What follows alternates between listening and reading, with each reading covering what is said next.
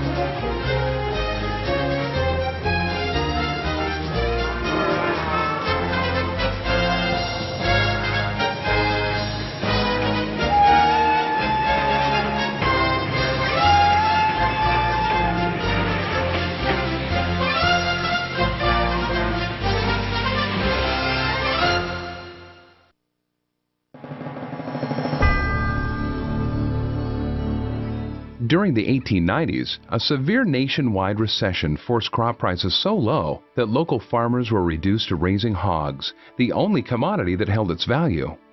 One man searched for a substitute that would bring farming back to the area on a large scale. In 1896, Albert Molhart began experimenting with sugar beet cultivation. His research led him to believe that the Oxnard Plain was ideally suited for producing beets with high sugar content. After a second year of even more encouraging news, where the sugar beets were containing between 18 and 34% sugar, then they knew that this area was a good place to grow sugar beets. By then, sugar beets had become a highly capitalized form of agriculture in the West. In 1897, the Dingley Tariff placed a tax on imported sugar, creating an intense market for domestic sugar and financial incentive for the economic development of the Oxnard Plain. The Oxnard brothers, who had built 2 sugar beet refineries in Nebraska and 1 in Chino, California, were visited by 2 Ventura County farmers, Albert Molhart and Henry Borchard. They also met with Klaus Spreckels, another sugar magnate. Each party visited the area to substantiate Molhart's claim. Finally, on October 22, 1897, the Oxnard brothers pledged $2 million to build the American sugar beet factory. The 200-acre site located at Woolley and Saviors Road, which is now Oxnard Boulevard, was purchased by a consortium of farmers from Judge Thomas Rice. The farmers also pledged to set aside 20,000 acres for cultivating sugar beets. A third element was the addition of a Southern Pacific spur line from Montalvo to Oxnard so trains could back into the factory. Under the supervision of Major James Driffel, construction began on the second largest brick factory in the country. When the Oxnard brothers were building the factory up in this area, 2 of my uncles came up here from Chino and worked in the construction. Then the family entire family moved up here, and they purchased property in Ocean View area of Oxnard on Edding Road. They came from a small mining town in the state of Durango, Mexico, and they decided to come north. And at the time, they were soliciting for workers to construct a sugar beet factory.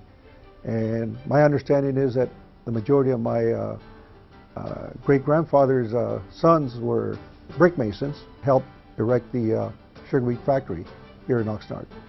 The main building was an immense structure, 121 feet in width by 401 feet in length and 90 feet high. The boiler house was 100 by 300 feet. 3 iron tanks had the storage capacity of 33,000 oil barrels each. There was 2 vertical kilns, one 85 and the other 95 feet high. The twin steel smokestacks were 12 feet each in diameter at the base and rose to a height of 155 feet and could be seen from miles away. On August 19, 1899, the factory's first campaign started with a blast of its whistle signaling the opening of the American Beet Sugar Company. The factory ran 3 8-hour shifts, 24 hours a day for 5 months. It employed 700 workers in the first year. The factory manufactured 5,100-pound sacks a day and processed 2,000 tons of beets every 24 hours. An additional 1,200 laborers were needed to work the sugar beet fields. In addition to the Mexican population that had lived here historically, increased agricultural production attracted a diverse population of Midwesterners, Chinese, Japanese, and various ethnic European immigrants to settle in the land of the sugar beet. This resulted in an unprecedented demand for housing, retail, public, and industrial services. With an impromptu town springing up around the factory, the Colonia Improvement Company, formed in 1898, began laying out plans for a town called Bayard to be built around a town square or plaza. A 300-acre parcel just west of the factory was purchased by the Oxnards for over $46,000 from local ranchers Araneta and Jack Hill.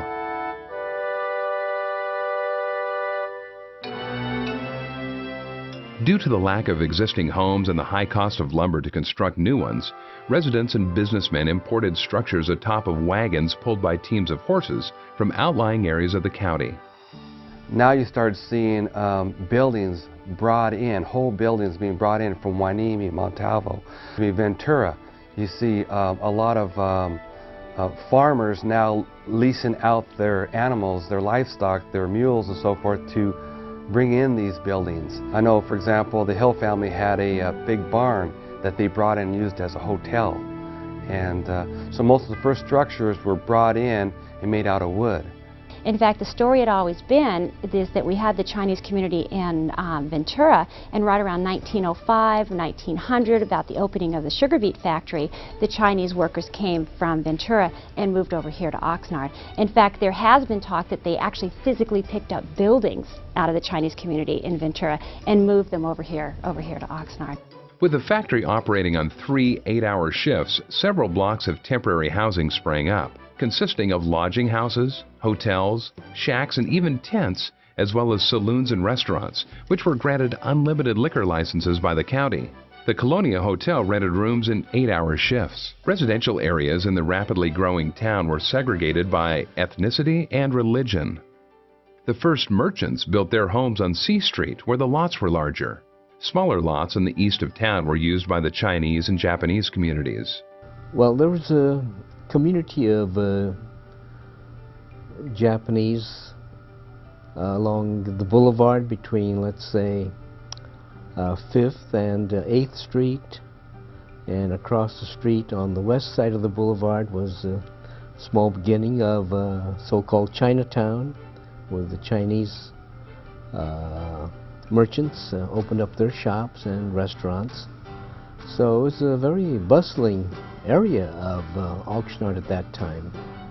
The factory would not hire Asians, forcing most of them to work in the fields or as cooks on local ranches. If you read the early newspaper accounts, the Chinese are spoken of pretty well. You know, they're here, they're working hard, and we welcome them to our community. But then after the completion of a transcontinental railroad and with the decline in the economy around the 1870s or so, the Chinese were seen as taking jobs away. At that time, there were 253 Chinese in the area, and 153 of them were laborers. He was working as a beet topper, you know, going out to topping beets. In fact, all the Japanese were beet topping, working for Oxnard Brothers. Others leased land to grow vegetables and sugar beets, or established small businesses catering especially to the needs of their communities. In 1907, the Gentlemen's Agreement that restricted the number of legal Japanese immigrants led to reliance on Mexican workers in the factory and the fields. The Mexican community centered around Mita Street, northwest of the factory. In 1895, my great-grandfather arrived here in Oxnard with about 10 or 15 immediate members of his family. They settled here in Oxnard. They bought property on Mita Street, which was a block away from the sugar beet factory. Behind us toward Mita Street was this little barrio there of Mexican families. So I would say that in our store, perhaps maybe 50–60% of our clientele was Mexican families that lived in the back of us. Palm Drive was the limit where Mexican Americans could buy. They couldn't buy north of Palm Drive. Most of them settled around Mita Street, A Street, B Street. A few settled around A Street and 4th. And as time passed, you see that the city begins to become compartmentalized with different ethnic groups living in certain parts of the city as we get into the 1900s.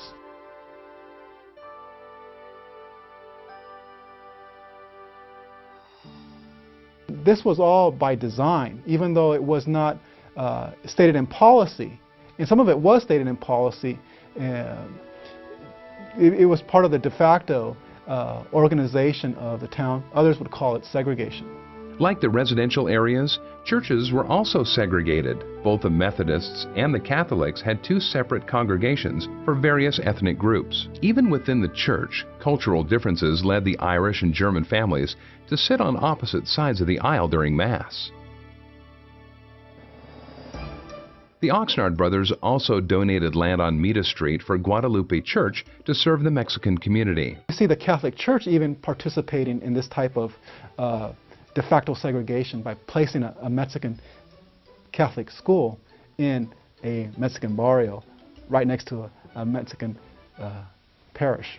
The first school in Oxnard was the San Pedro Schoolhouse, located beyond the outskirts of town near Woolley and Rose. Oxnard Elementary School was built in 1900 and consisted of an 8-room building on A and 3rd. St. Joseph's Institute, located at D and 4th, provided primary and secondary education. The site of the first Oxnard High School, which was later used as a community center, was built at C and 7th in 1903. The business district of Oxnard grew around the plaza and the 3-story Hotel Oxnard. Bathhouses, bowling alleys, billiard parlors, laundries, liveries, and reading rooms provided leisure activities to the community. Fraternal organizations and social clubs provided substitute families for those who had left their homes to settle in Oxnard. For the first time in Ventura County, women began to find employment in lodging houses, hotels, and the Oxnard Steam Laundry. Others performed in local dance halls. Women's boarding houses were numerous along the east side of town.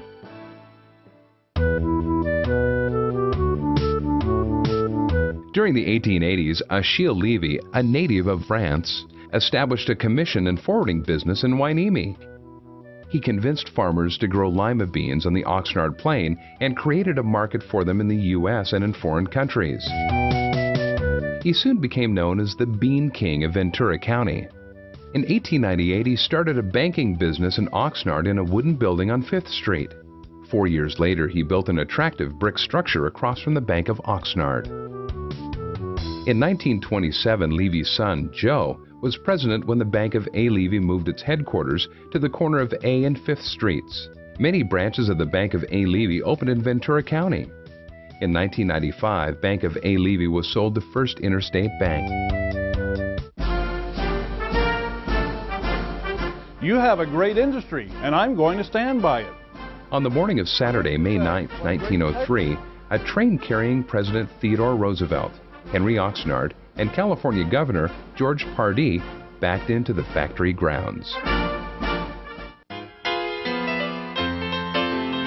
After the presidential visit, the dispute over city boundaries was settled. 2 earlier attempts had failed due to disagreements over boundaries and taxes. Araneta Hill fought to keep her land outside the city limits. The factory was also concerned with local politicians meddling in their business affairs. When Hill's lawsuit was denied, the Oxnards saw the writing on the wall. They offered to build a sanitary district and also had Major Driffill meet with candidates to endorse a slate of citizens to run for office who would be sympathetic to the concerns of the factory. On June 25, 1903, public elections took place at the Cottage Hotel. All saloons were closed for the day. Cityhood was achieved when the men voted 283 for and 13 against. Women still had not achieved voting rights. On June 30th, the election was confirmed by the California Senate, and the city was officially named Oxnard.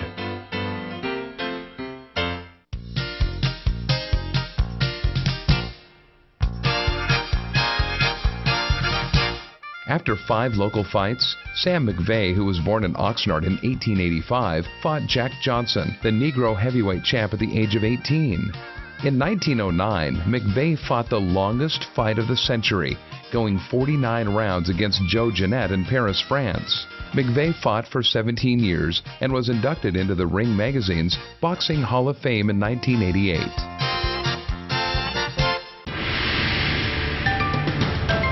The violence took place in downtown Oxnard, actually in what was known as the China Alley District, in which local farmers tried to break the strike by importing strike breakers. Not only were wages reduced, but workers were paid in script and forced to shop at the company's store. The Western Agricultural Contracting Company decided to eliminate contractors of the ethnic backgrounds of the workers. For example, Mexican labor contractors, Japanese labor contractors. But what this did was unify Japanese and Mexicans, both laborers, sugar beet thinners, and contractors, to establish their own union, if you will, called the Japanese Mexican Labor Association. After a bitter and violent struggle, the Interracial Alliance succeeded in eliminating the growers' contracting company. Wages were restored to pre-strike level.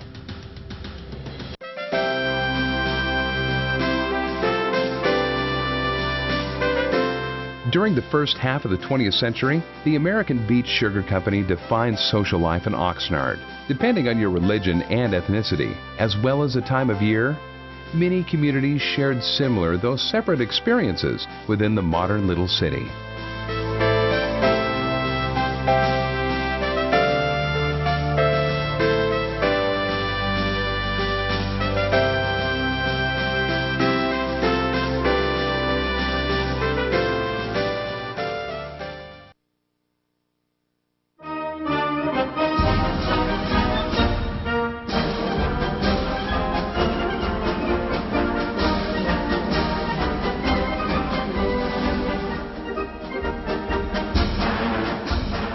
The completion of the pagoda was celebrated on July 4, 1910. The pagoda was built to cover a water pump used to irrigate the park and became the site of concerts by the Oxnard City Band.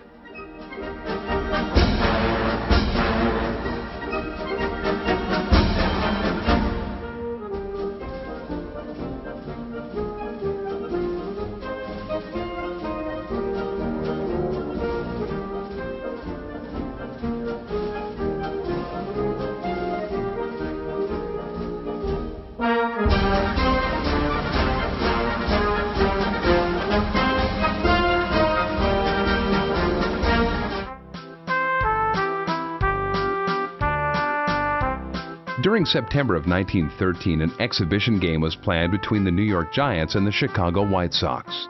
The two teams were in the midst of a world tour. We had a connection with the New York Giants because Fred Snodgrass was born in Ventura. At the time, in 1913, he had a ranch in El Rio, and Fred was the center fielder for the New York Giants. Snodgrass would eventually return to Oxnard and was elected to the city council and became mayor in 1937. After playing in San Diego and Los Angeles, the tour stopped over in Oxnard, and on November 11th, 1913, the whole town of Oxnard closed down for a day, and they had this game. The population at the time was about 2,000, and for the game we had over 4,500 people at the game.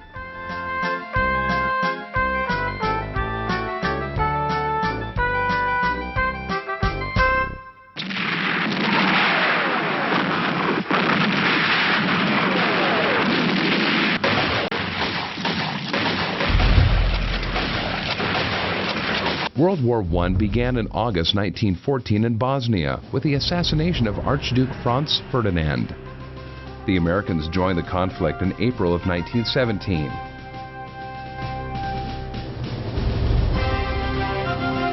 The war ended November 11, 1918, as America suffered more than 250,000 casualties.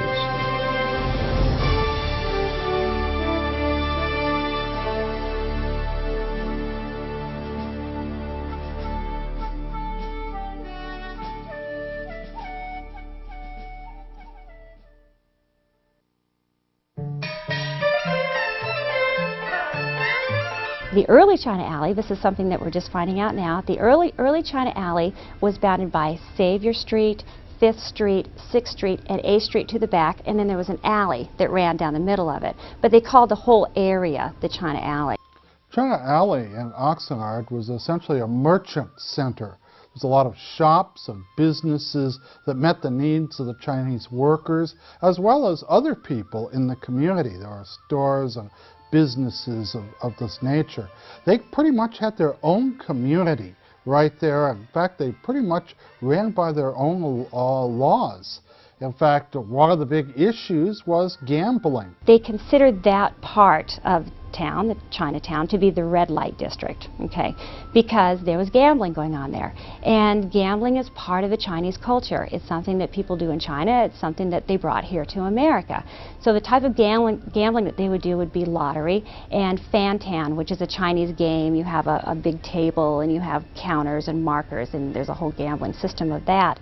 And it wasn't just the Chinese that were gambling. It was also people from the host community that were coming in gambling in Chinatown. Well, it was right after Gardner came to the city of Oxnard, and where he became a member of a law firm here by a guy named Stewart.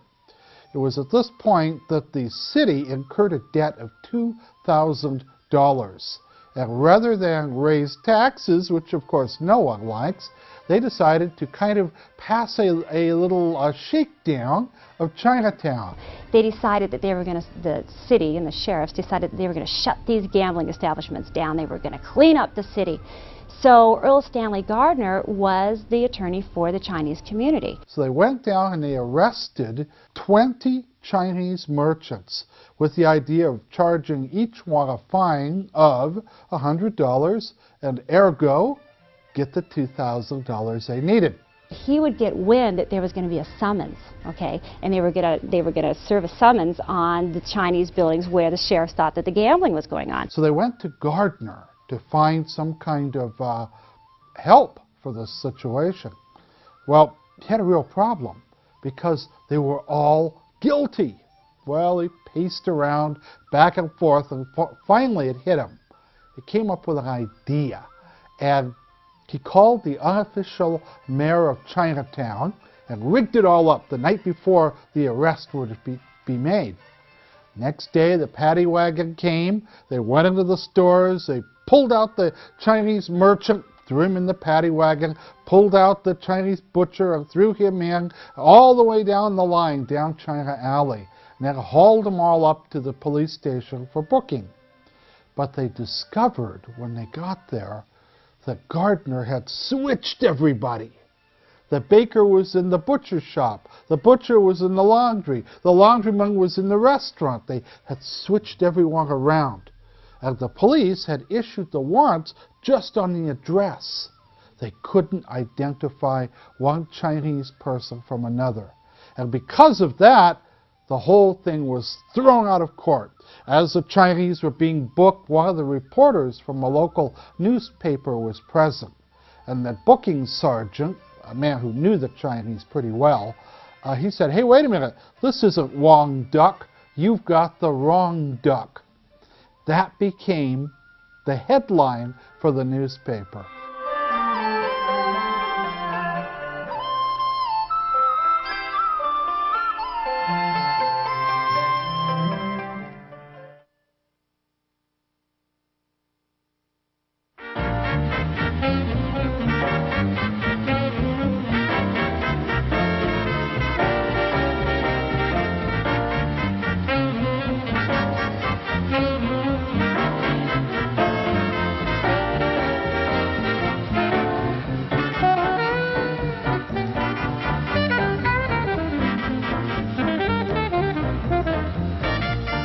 With the end of World War I, the mood of the county changed to one of frivolity and excitement. It was known as the Roaring Twenties. Women could now vote, and alcohol was declared illegal. In 1927, Babe Ruth hit an unheard of 60 home runs and made $80,000 a year.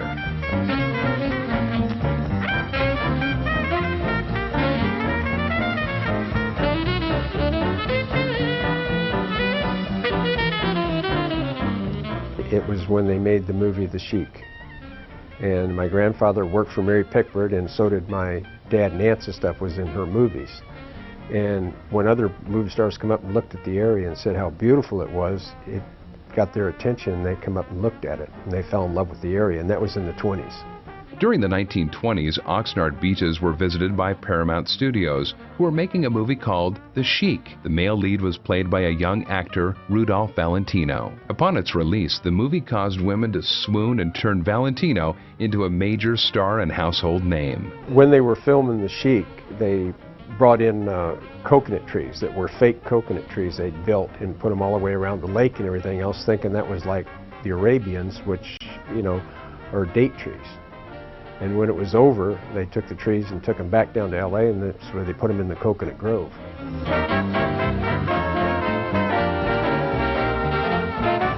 The beaches soon became a film site for other film productions.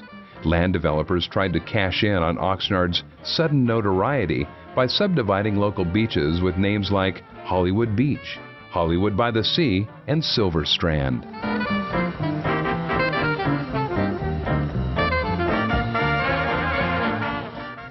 I was about 12 years old, and I remember that at nighttime, see, there was no police department in Oxnard. There was only one car. There was only one patrol car, and I think his name was Murray, Chief Murray, and so he was riding all over town. The town wasn't big, you know, it was just a small little town. Somebody came to my dad, tsunami. Tsunami means the ocean broke and they're going to come. So my dad said, get on the car, get on the Model T. And my mother said, wear all the clothes you can. And he was riding all over the streets and honking his horn, and he had a bullhorn. Get out, get out, get out. But what did he mean by get out, you know?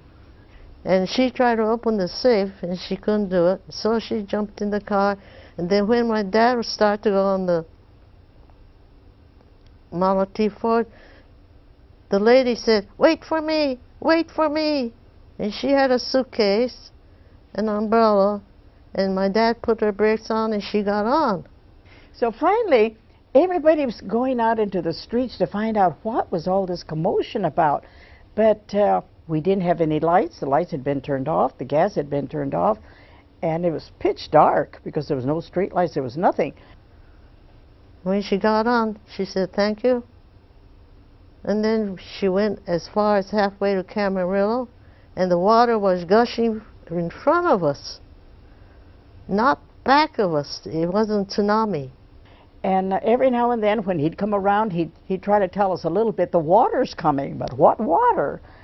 We thought that maybe the Santa Clara River was overflowing, which it was overflowing because of the dam breaking, you know. And my dad said, gee, that's a funny tsunami. It's coming in front of us. Backwards. So he stopped, and one man said, no, the dam broke. The water's coming from Santa Paula to Camarillo. Oh! It was really a catastrophe.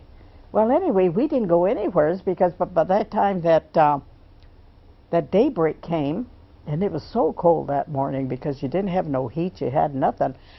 And then so Lucy Hicks got off, and she said, oh, I'm not going to ride that junket. And she took off. She took off. But afterwards, I found out from another man that this lady was not a lady.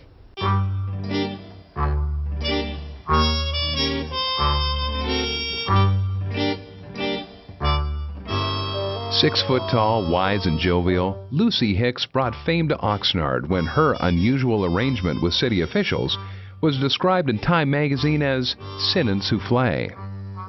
Lucy was a great, huge, masculine woman with a big, deep voice and a beard. But no one paid much attention because Lucy ran the finest catering business in Oxnard. She was also employed as a personal maid and housekeeper to several prominent local families. Lucy ventured into real estate, renting rooms to Navy personnel. She always served hot coffee and free breakfast to local police. While Queen of Oxnard's red light district, she made large contributions to local charities, sponsored the first Latino police chief, and purchased a small plane for the police department. After years of paying small fines for running a brothel, Lucy was arrested and required to submit to a physical exam. This is how it was discovered that Lucy was a man.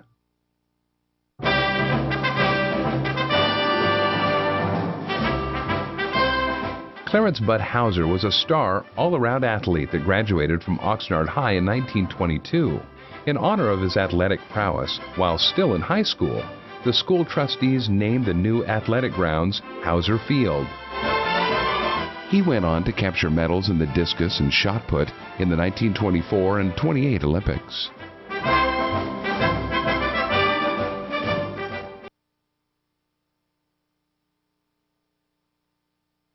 When I got out of high school, George, there was no jobs. There was no industry, you know. And the college had just started, you know, the Ventura College. But to get there, how would you get there? You know, there was no transportation. So really, things were really kind of rough.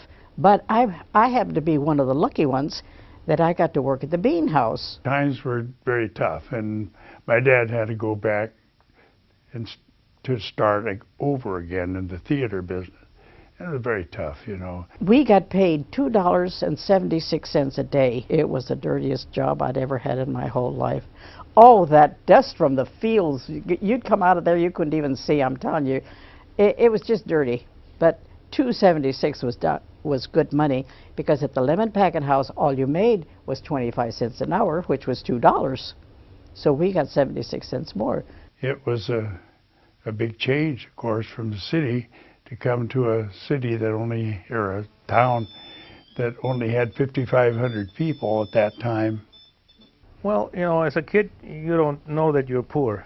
Everybody was poor, but you're not aware of it. As a child, you play and you eat, and as long as your tummy is full, it's fine. We didn't have any luxuries, and we didn't miss them because we didn't know what they were. Whenever there was a fire in Colonia, and the fire department came from where it was stationed in B Street, would come across to Colonia. Well, a lot of times, a sugar beet train would block their path and couldn't get across.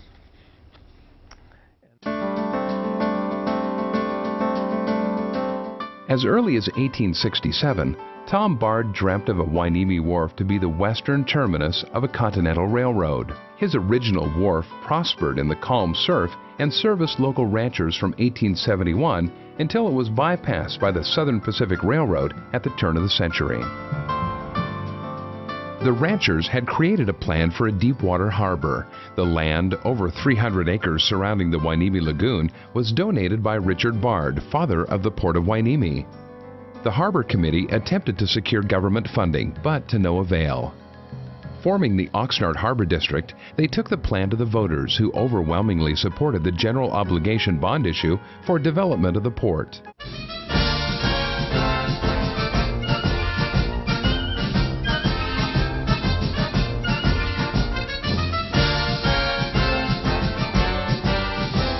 Ground was broken to start the massive project.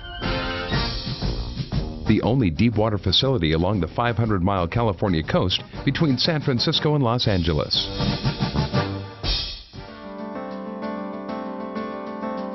Taking advantage of an unusual marine geologic formation, the main channel was dredged out to a deep undersea canyon, only a few hundred yards offshore.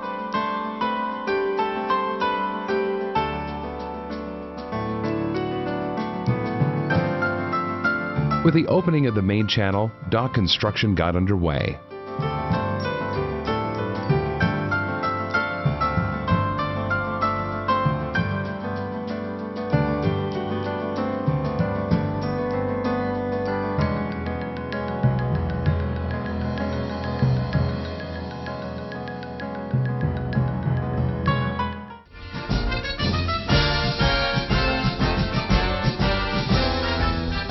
The port of Hueneme was officially dedicated on July 6, 1940, and a celebration was in order.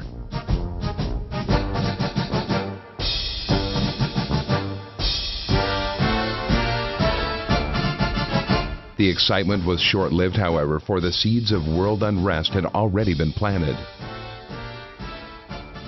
In a few months, our country would go to war.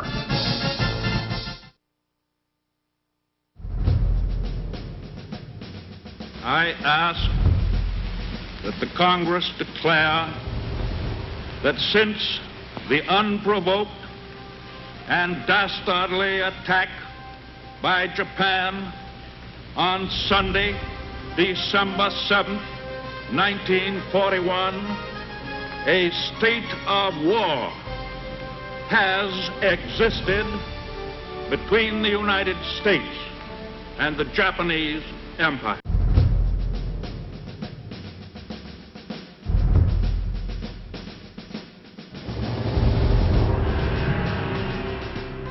In early 1942, the port of Hueneme was purchased by the U.S. Navy from the Oxnard Harbor District.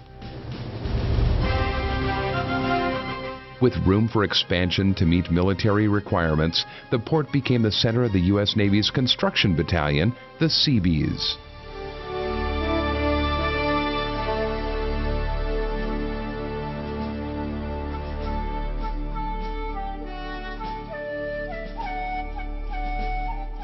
In World War II, I helped to train a lot of women, welders and hot press operators, drill press operators, all that, because there weren't any men. I hired a man who was 80 years old, and I was glad to get him because there just weren't that many employees, you know, potential employees. During that time, there was a lot of service personnel that came in. Then later, the Oxnard Air Force Base was developed that brought even more people. And so that was the time when the growth in Oxnard really mushroomed. So from 1941 to 45, a tremendous growth. In 1945, the population more than doubled to 18,000. The military base brought new citizens and a demand for housing and services for its 12,000 employees. The face of Oxnard was changing from rural to suburban with the growth of a new middle class. And then after the war, a lot of the service personnel came back, settled in Oxnard. A lot of the ones that had been stationed here, they liked it here. They returned. There were jobs because there was a lot of industry that was developing. And so Oxnard kept on growing, and it really hasn't stopped since. And when the new Hueneme High School opened up, I went down to Hueneme High School with Andy McCune was principal, and I went down there with him as the boys' vice principal. I do recall that when they first started to build that school, there was nothing but lemon groves around it. The day we went in to open it for the first time, the lemon groves had been replaced by houses. All those houses down in South Oxnard just sprung up overnight. 1951. The Harbor District was able to again take possession of Dock 1 from the military. For the next 20 years, the activity there at our port was basically military in terms of the war effort during the World War II, the Korean War, and the Vietnam War. The longshoreman workforce consisted of a couple of thousand people. The port was open 24 hours a day. We exported more military goods and support to the war effort than any other port in the country. So for the military, we were very, very important. It wasn't until the early 80s that we were able to negotiate another deal with the Navy where we acquired Dock 2. By that time, the port had transformed into more of a commercial use.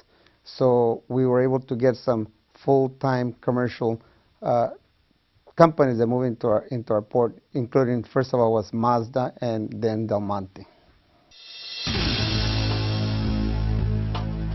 During the war, American citizens of Japanese ancestry and a smaller number of Japanese nationals were removed from their homes to be relocated in internment camps throughout the western United States. At that time, with the war on now, those of Japanese descent were told immediately, you can't go out of your house any earlier than 6 in the morning, and you had to be back in your house by 6 o'clock at night, and you couldn't go further than 5 miles away from your residence. It was a matter of several months before this order was issued by the Western Defense Command saying, on such and such a day in April of 1942, all peoples of Japanese descent were to gather in Ventura, where a train was going to take us to some distant camp, unknown.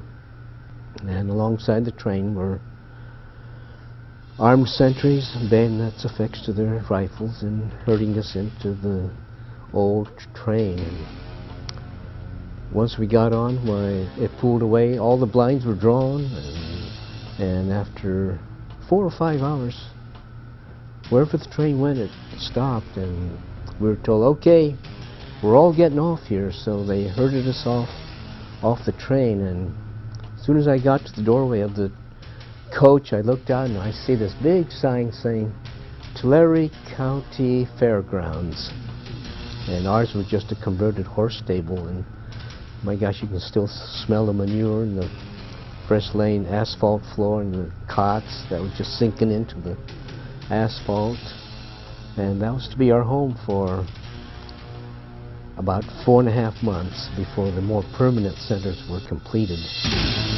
When we finally arrived in Phoenix, Arizona, there we were unloaded off the train and loaded onto buses and driven another 35 miles southwest of Phoenix onto the Indian Reservation, Gila River Indian Reservation. And out there in the middle of the desert were these hundreds of army-type barracks put up together very hastily. And that was to be our home for the duration of the wartime. Family friend of ours, Ignacio Carmona, said, well, you know, you have to go to camp, but, you know, I'd be happy to run your store for you while you're gone.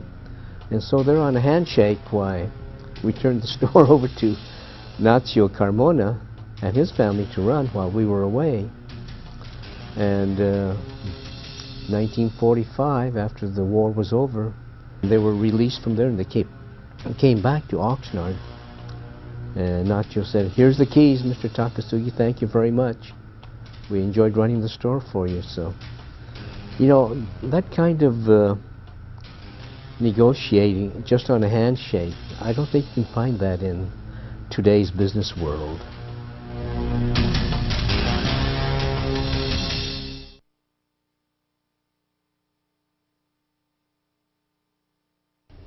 Well, to be frank with you, there really weren't very many blacks here at that time, so they were expected to, I guess, they didn't see the potential, too much potential, because most of the blacks came from southern states like Arkansas and Oklahoma and Louisiana and Texas. Those states where living conditions weren't too very good for blacks. We found Oxnard as sort of a sense of different sense of freedom for us here. Like I said, to be able to purchase homes wherever we wanted to and get jobs. These were the two primary things that I think people are seeking. Political field, I was the first minority and the first female that ran for mayor of Oxnard back in 1976 as a write-in candidate. So even though I didn't win, but I came out with a large marginal, 1/3 marginal of the votes as a write-in candidate. And it was quite rewarding to me to know that I was able to exercise what I felt within my heart about the American way of life.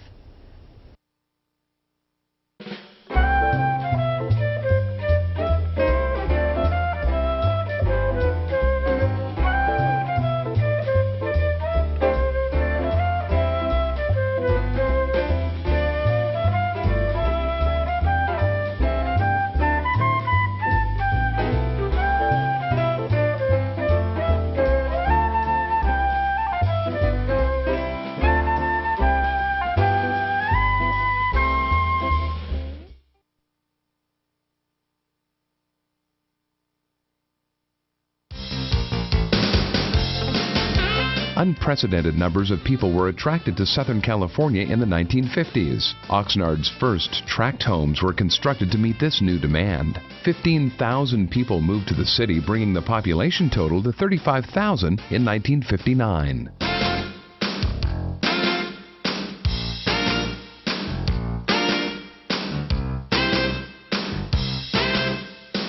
And that was the big thing, to drive up and down A Street. Of course, in those days, too, you would see a lot of the sailors, and they were in sailor outfits because the Navy base was there, and then, of course, the Air Force base, so you would see them dressed in their uniform. The first military personnel arrived at the new Oxnard Air Force Base in 1951. Their mission was to protect Los Angeles' industrial potential and Ventura County's oil fields against hostile aggression. The Cold War had begun.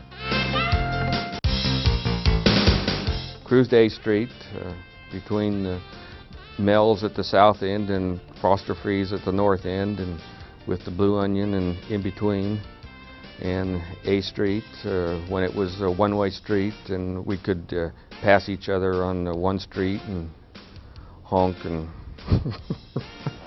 Cruising was the ultimate expression of freedom, because everybody piled into a car, and if everybody chipped in $1, man, you could cruise all weekend long. In the 50s and 60s, Oxnard offered teenagers an opportunity to show off their cars on cruise nights. Cruising provided an exciting opportunity to meet girls and impress the guys. It seemed like the city council couldn't keep a hold of it. So they blocked off A Street at one time. At one time, A Street did not allow vehicles. It was pedestrians only, because they were trying to stop the kids from going up A and coming down B. They thought that this cruising town was bad.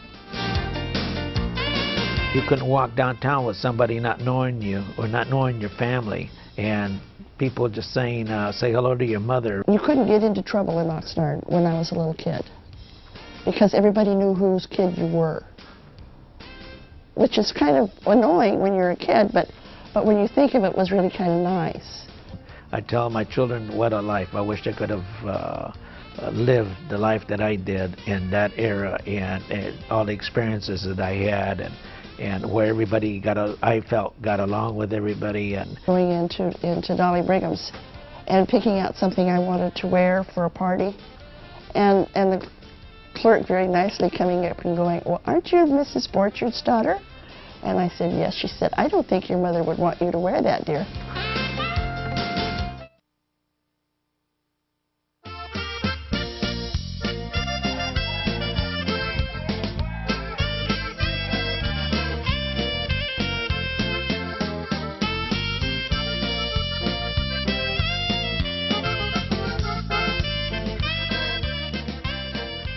The family of Cesar Chavez lived in a small garage at 452 North Garfield in 1939. The house belonged to Felipe Navarro. He allowed the Chavez family to live rent-free. Being migrant workers, the children attended Guadalupe School about 4 weeks per year. 20 years later, Chavez returned to work in the Colonia with the Community Service Organization. Understanding the poor conditions for migrant workers, Chavez and Dolores Huerta created the United Farm Workers Union. Like Martin Luther King, Chavez embraced Gandhi's philosophy of nonviolent protest. The UFW offered a way for farm workers to get fair wages from commercial agriculture and decent working conditions.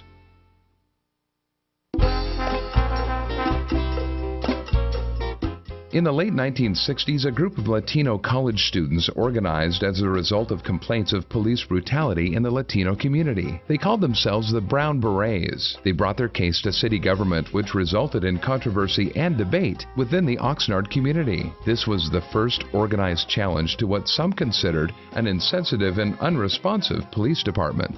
Finally, the council authorized the attorney generals to come in and conduct an investigation. And I'll never forget the day he came in, a gentleman, slight built, gray hair, his name was Mercurio. He was a representative from the Department of Justice. And he came and conducted the investigation on all 114 cases of alleged police harassment and brutality. The report exonerated the Oxnard Police Department.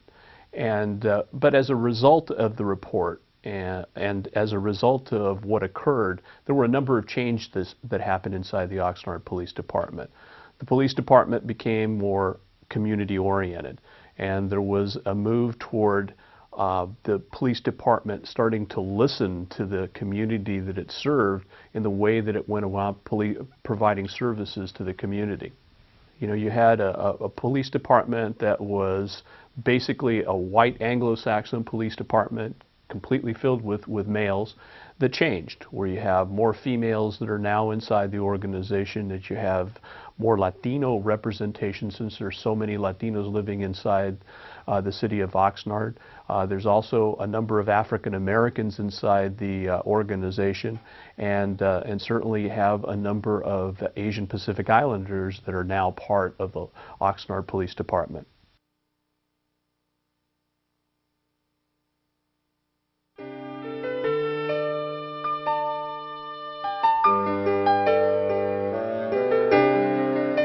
In 1966, William Suhu became the first Chinese American to be elected mayor of any American city.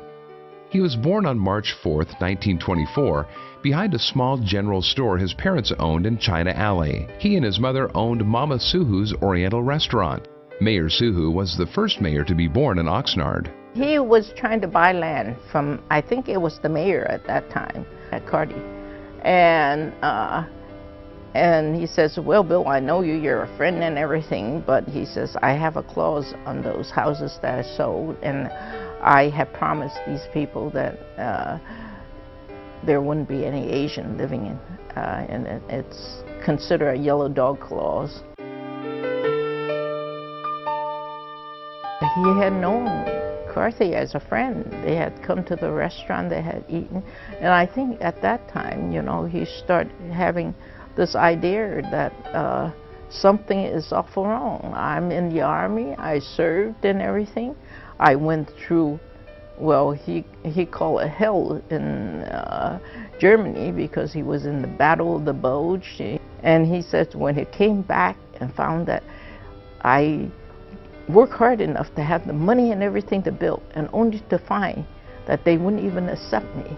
And he says, that's quite a blow. This is my hometown. I think he's very proud of his contribution. He might not have done too much, like he said, but I changed it a little bit. And he says, if everybody could do that, I'm sure it will make a better country. And he says, after you've been through something like that, there's nothing as sweet as home. And Oxnard was home to him.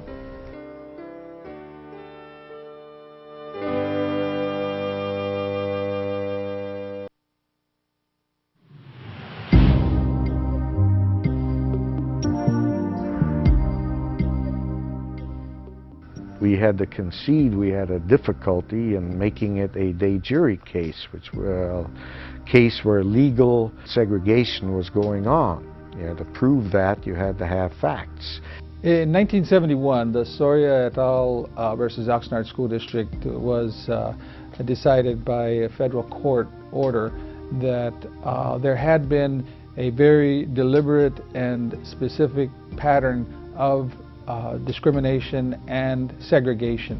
One evening, a fellow who was a janitor for the school district at their headquarters at Old Wilson School came by and visited me. It turned out that they were the minute books of the school district board meetings for the 1940s, 50s, the period that we had in question. The order, in fact, agreed with the plaintiffs that children were denied equal access under the law for a right to a quality education, and ordered that the Oxnard School District design a plan that would allow for students to have access to those facilities. As a result of that, there was the remedy involved a plan for paired crosstown busing.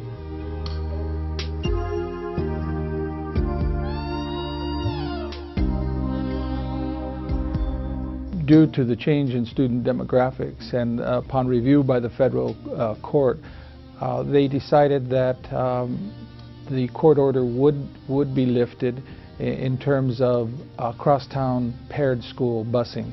As a result of that, schools were allowed to design a school attendance pattern that would allow children to remain as much as possible within walking distance of their home schools.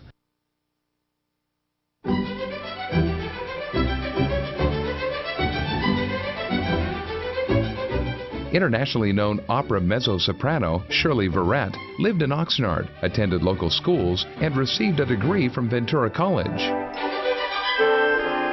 After studying at Juilliard, she rapidly established herself as one of the most exciting actress-singers of modern times.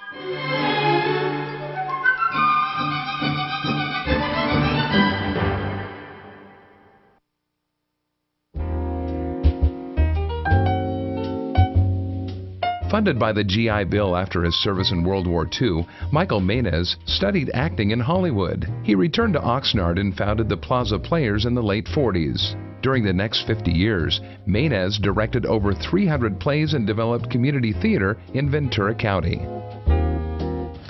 It's difficult because I found none of them that provocative, but people did.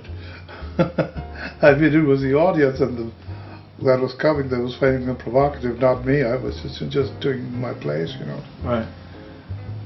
I like to have plays that are thinking plays, you know, that you leave people with something in their mind.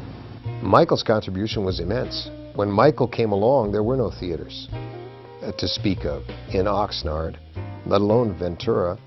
Michael had the opportunity, although he didn't know it at the time, to create a theater environment in Oxnard, and then when he was forced to move to Ventura, do the same thing for Ventura.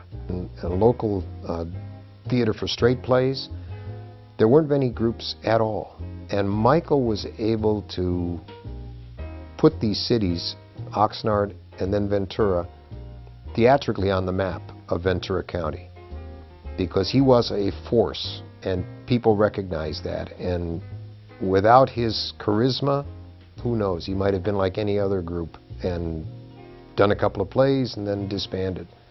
When he came, he brought that atmosphere with him. He brought the tools, he brought the presentations. He made theater a viable entity in this county. Did you have my permission to record me? I do. I do, money.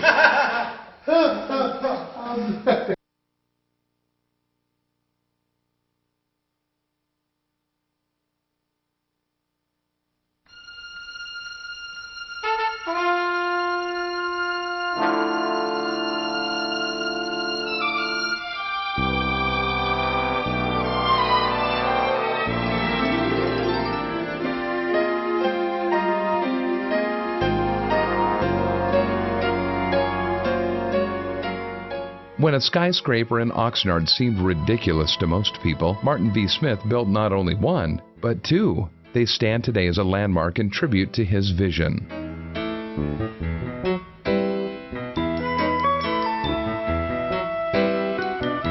Prior to World War II, Smith traded a vending machine business for a rundown drive-in restaurant on Oxnard Boulevard. After enlisting in the Army Air Corps, Bud's mother, sister, and bride, Martha, operated the Colonial House restaurant, and this thriving operation allowed him to invest in real estate.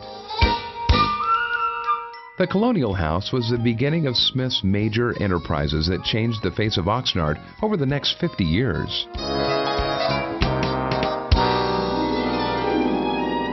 In 1946, Bud decided to transform a hog farm and swamp into what would later be called Wagon Wheel Junction. Warned by many against such a risky venture, Bud's daring resulted in restaurants, a motel, and other commercial properties. Another era ended with the closing of the sugar beet factory. Smith purchased the property and recycled the 8 million bricks into his burgeoning real estate empire. Smith enjoyed fishing and exploring the pristine natural wonders of the Channel Islands. He understood a harbor located there would contribute to an economic boon.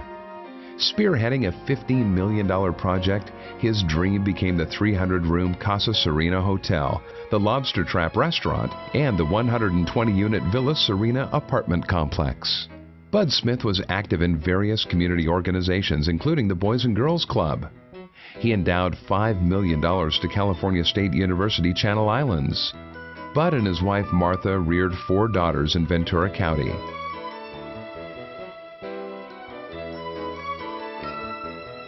Martin Smith was a type of individual who had a vision of great things, of accomplishing great things. It seems to me, as I recall, as I think about him, that he was not afraid of anything. He always took chances, and he always was very optimistic. And so I think that if there was a citizen, a #1 citizen for the century, for the city of Oxnard, it would be Martin B. Smith.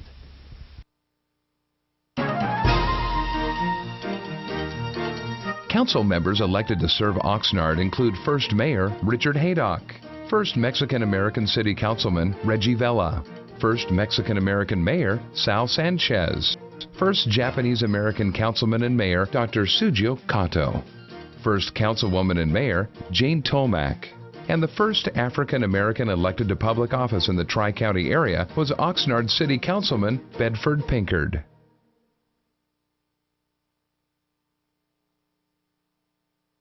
Well, it was a fundraiser. It was an amateur boxing show for La Colonia Boxing Club. And we reopened again at the old fire station at 120 East 1st Street in Colonia, and we converted that into a boxing center. By then, there were age group boxing throughout Southern California.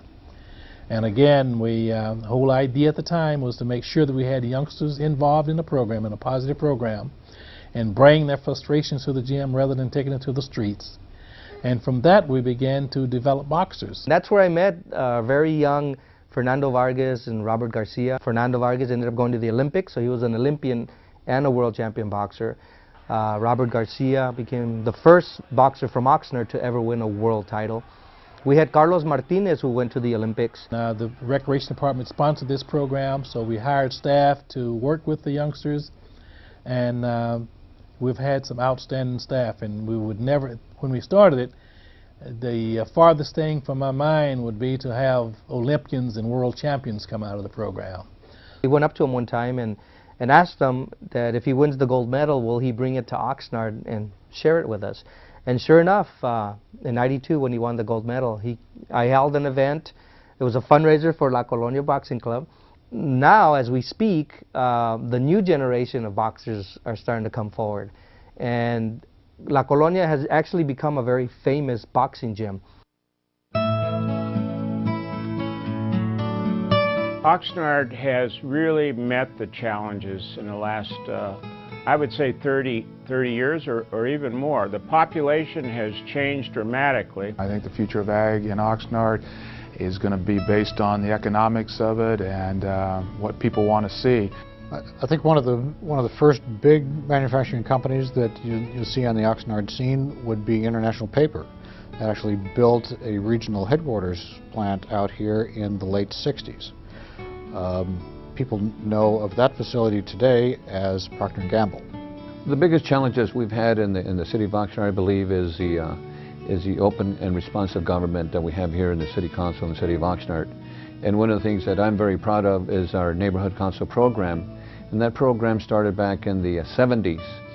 And consequently, as a result of that, the City Council divided the city into 64 neighborhoods.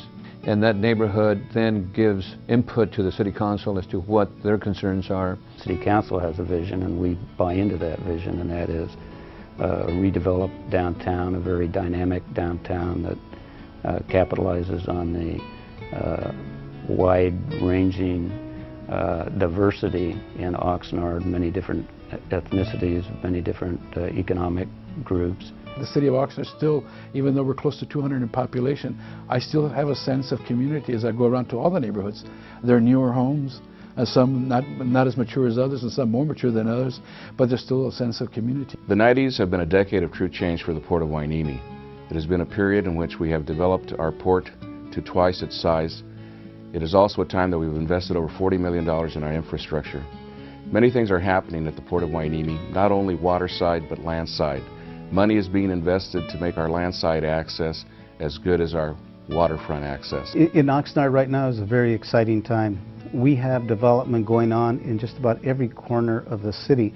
We have the Northwest community, which includes a new golf course, some very beautiful homes that surround the golf course. Probably the single most important industrial relocation of the 90s. You know, there must be something good out in Oxnard to cause Gene Haas to decide to go out there, so a number of other companies started looking out here as well. It just put us more on the radar screen, so to speak. The ingenuity of the farmer will always be there, and what it's going to be like in 50 years, I couldn't tell you, but I do believe that we'll still see ag. It may not be the crops we're seeing today, maybe a different form of ag than we see now. Labor is always going to play an issue in it. The farm worker is very important for the ag community. The Board of Harbor Commissioners for the past 26 years has been able to operate the Port of Hueneme independent of taxpayers' dollars. We are committed to continuing this trend into the future.